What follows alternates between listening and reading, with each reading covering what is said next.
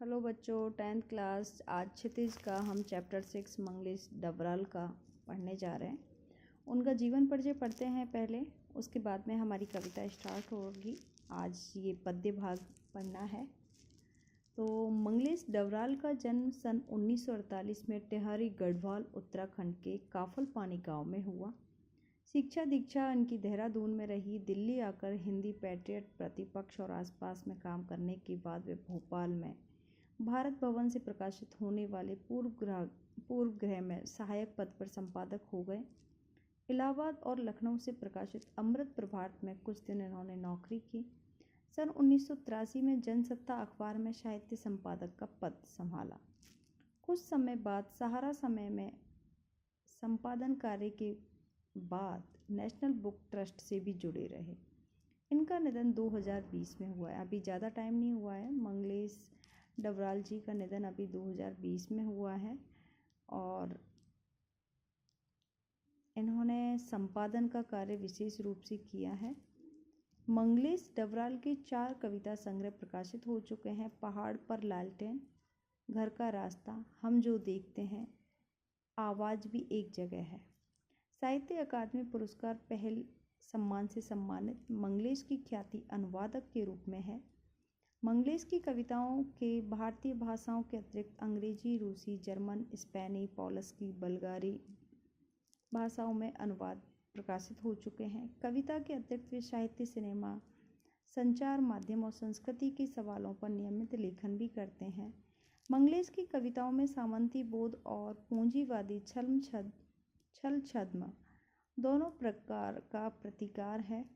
वह प्रतिकार किसी शोर शराबे के साथ नहीं बल्कि प्रतिपक्ष में एक सुंदर सपना रचकर करते हैं। उनका सौंदर्य बोध सूक्ष्म है और भाषा पारदर्शी है। ये जो हम कविता पढ़ने जा रहे हैं उस कविता से संबंधित कुछ बातें लिखी गई हैं। संगतकार जो हमारी कविता का टाइटल है।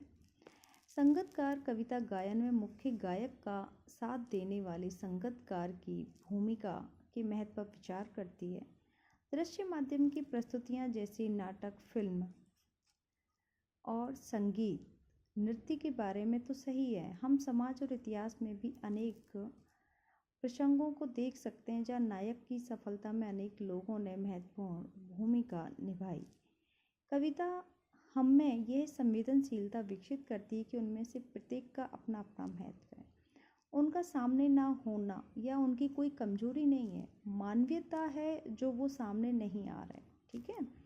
संगीत की सूक्ष्म समझ और कविता की दृश्यात्मकता इस कविता को ऐसी गति प्रदान करती है मानो हम अपने आप को अपने सामने घटित होता हुआ देख रहे हैं। ऐसी कोई घटना घट रही है, उसको व्यक्त कर रही है संगीत के माध्यम से। अब देखिए यहाँ पे संगतकार हमारी कविता स्टार्ट हो रही है। मुख्य इसमें एक है कि जो मुख्य सिंगर है वो गाना गा रहा है और उसके साथ संगीत देने वाला है, तो उसको महत्व कम दिया जा रहा है। उसके विषय में यहाँ पे वर्णन किया गया है। मुख्य गायक की चट्टान जैसे भारी स्वर का देती यह आवाज़ सुंदर कमज़ोर कांपती हुई थी। वह मुख्य गायक का छोटा भाई है या उसका शिष्य या पैदल चलकर सीखने आने वाला दूर का कोई रिश्तेदार है। मुख्य गायक की गरज में वह अपनी गूंज मिलाता आया है प्राचीन काल से। गायक जब अंतरे की जटिल तानों के जंगल में खो चुका होता है। अब देखो हमने यहाँ तक पढ़ा है। अब यहाँ 1 लाइन अपनी, मुख्य गायक के चट्टान जैसी भारी स्वर का साथ देती। जो मुख्य सिंगर है आपका, उसका संगीतकार का उसमें बहुत बड़ा योगदान रहता है। चट्टान के समान खड़ी रहती है। यदि संगीत नहीं होगा तो आपका गाना मधुर नहीं लगेगा, सुनने में इतना अच्छा नहीं लगेगा।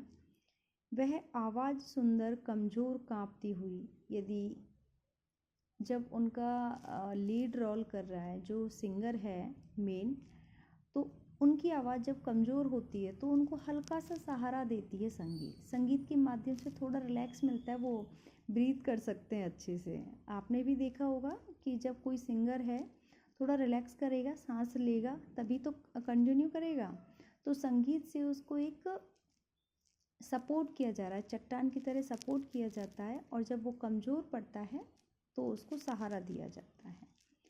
वह मुख्य गायक का छोटा भाई है। वह मुख्य गायक के छोटे भाई के समान होता है संगीतकार, या उसका शिष्य, या वो उसका शिष्य है, सीख रहा है उससे, या उसका छोटा भाई है। ये दोनों ही रिश्ते बताए गए हैं।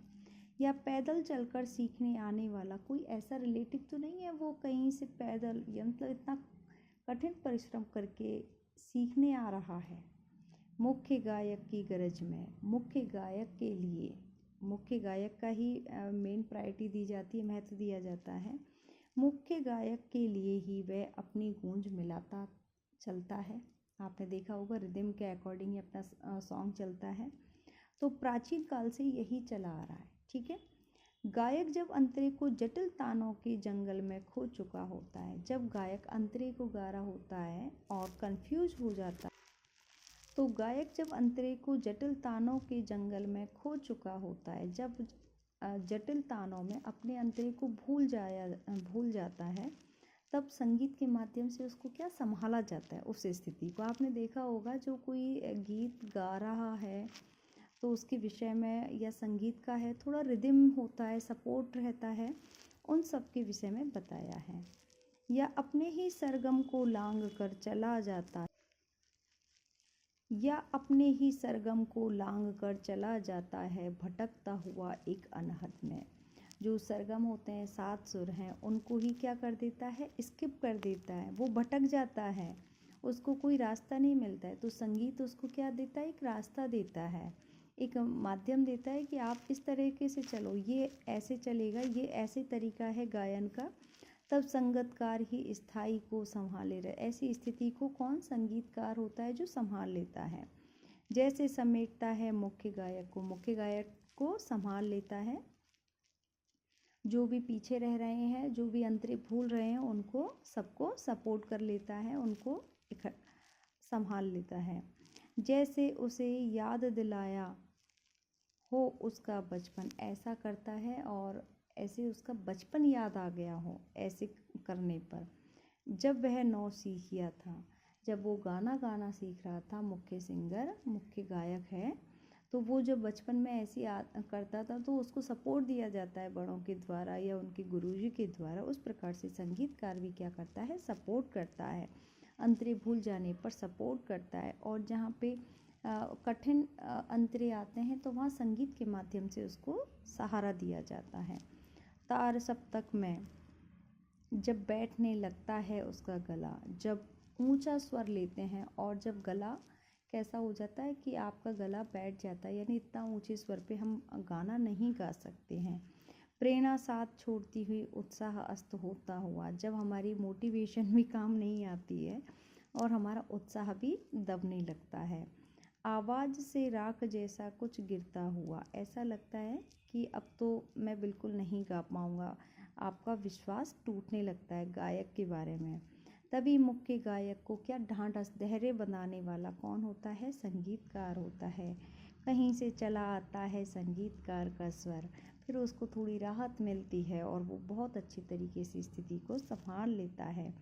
कभी कभी वे यूं ही देता है उसका साथ, ऐसे ही साथ दे देता है बिना किसी मतलब के, ये बताने के लिए वे अकेला नहीं, और फिर भी उसको गाया नहीं जा सकता। वो अकेला नहीं है, बहुत सारे स्वरों को लेके उसका साथ देता है, फिर भी उसका इतना महत्व नहीं माना जाता है। जब भी मुख्य सिंगर को ही मेन माना जाता है, संगीतकार या संगीतकार को इम्पोर्टेंस नहीं दी जाती है। गाया जा चुका है राग, जो गाना है उसके लिए राग का प्रयोग किया जाता है। जो गाया गया है वो राग प्रेम का मधुर आवाज़ में, उसकी आवाज़ में जो एक हिचक साफ सुनाई देती है, एक डर होता है, हिचक होती है, हेजिटेशन, वो स्पष्ट रूप से दिखाई दे रही है। या अपने स्वर को ऊंचा ना उठाने की जो कोशिश है, उसको पता है यदि मैं ऊंचे स्वर पर गाऊंगा तो मैं अपने अंतरे पूरे नहीं कर पाऊंगा, पूरा गाना कंप्लीट नहीं कर पाऊंगा। उसे विफलता नहीं, उसकी मनुष्यता समझा जाना चाहिए, और संगीतकार के माध्यम से उसको सफलता प्राप्त होती है। और हम संगीतकार को विफल मानते हैं, लेकिन ऐसा नहीं करना चाहिए। उसकी मानवता को मानना चाहिए। इसमें उसकी कोई वो नहीं है, वो पता है अपनी मानवता प्रस्तुत कर रहा है संगीतकार, कि मुख्य सिंगर के लिए सपोर्ट कर रहा है, अपनी अस्मिता को छिपाए हुए है। तो इस प्रकार से ये चैप्टर आपका बताया गया है, हमारा चैप्टर